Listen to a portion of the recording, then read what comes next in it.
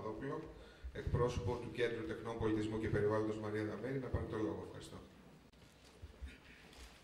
Εκλεπτοί προσκεκλημένοι, κυρίες και κύριοι, με αισθήματα ιδιαίτερης χαράς και τιμής δέχτηκα να καλωσορίσω κατά τη σημερινή εκδήλωση την παρουσία της κυρίας Μαρίας Δαμήρη, ιδρύτριας του Κέντρου Τεχνών Πολιτισμού και Περιβάλλοντος, της οποίας το έργο και την προσφορά αναγνωρίζουν και εξήραν εκατοντάδες ανθρώπων του πνεύματος, της τέχνης και του πολιτισμού εντός και εκτός της Ελλάδας. Με φιλοκαλικές εισηγήσεις και τις καλοπροαίρετες κριτικές τους, τις προσφέρουν καθημερινά ένα πολύτιμο οξυγόνο να συνεχίσει να προσφέρει και να δημιουργεί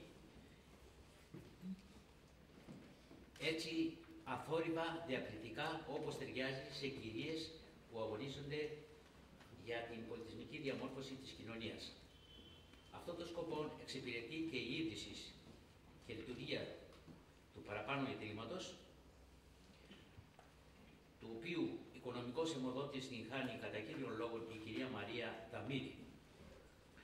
Όπως θα διαπιστώσετε και από τη σημερινή εκδήλωση, η φλόγα της ψυχής της κυρίας Μαρίας Δαμήρη και το περίσσευμα της καρδιάς της επιτρέπει στους ταλαντούχους της εικαστικής τέχνης να πάρουν καβαλέτα και χρώματα και να αφήσουν τη φαντασία τους ελεύθερη να ταξιδεύσει, ζωγραφίζοντας θάλασσα, λουλούδια και ό,τι όμορφο υπάρχει εκεί, όπου δεν υπάρχει το άγχος της οικονομικής κρίσης και της καθημερινότητας. Ευχαριστώ.